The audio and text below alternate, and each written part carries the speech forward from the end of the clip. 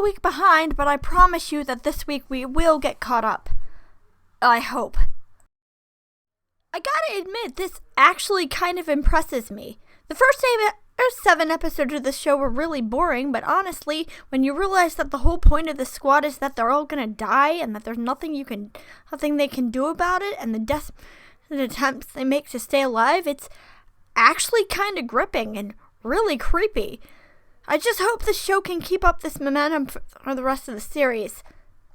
My favorite part of this episode is that when Grimm tries to summon a demon to prove that her magic is real, Alice just picks up a summoning circle and shakes it like a Christmas skirt. Like, I don't really think that's how physics works, but the visual gag is actually really, really funny.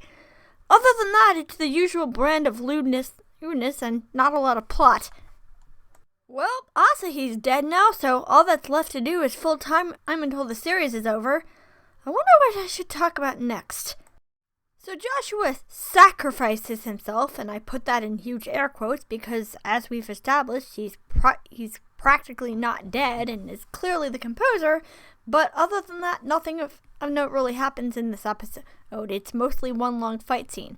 It's a good fight scene, but it's a long fight scene. I am interested to know what Neku's next entry fee when he restarts the game is going to be, though. So now we know what the MacGuffin of the series is, and the group goes to find the hideout for the villains. It's most fight scene, but we do meet our villains, who are actually kind of creepy, and I'm pretty sure they're part of a cult. I hope not, because after ReZero, I can't take another cult story. That was just very, very traumatizing. I like the villains, though. They're kind of neat, and they fuse themselves with their heroes and advance their powers. Also, I'm pretty sure that we're getting the sense that something is up with Nemo at this point, and that's probably going to be for the next episode. So this week, we officially established that the dolls have to find their masters. I know we kind of established that in the last episode, but Edward tells them that to their face. The rest of the episode is the dolls wandering around trying to find their masters, and it becoming apparently clear that something bad is going to happen if they don't. Also, Edward keeps mentioning the fact that he wants one of them to fail.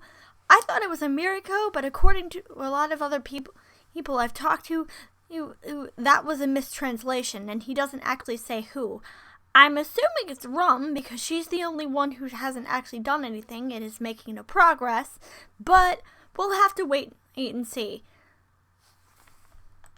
So, the teacher just shows up and admits to kidnapping her students, and nothing comes of it. That's it.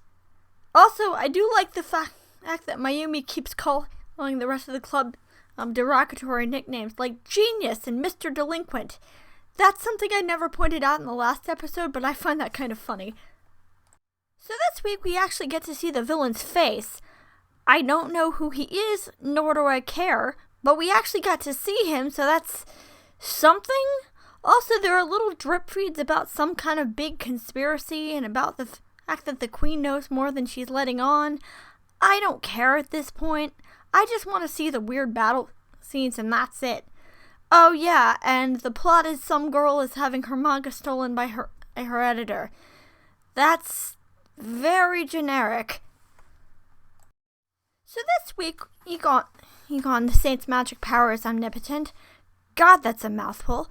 We meet Irie, who's much more interesting than the main character, mostly because her relationship with the the prince, is actually going to be fleshed out, and it actually looks like she's serving a purpose, i.e. the prince thinks she's the saint, and he wants to do anything in his power to make sure she gets the sainthood title.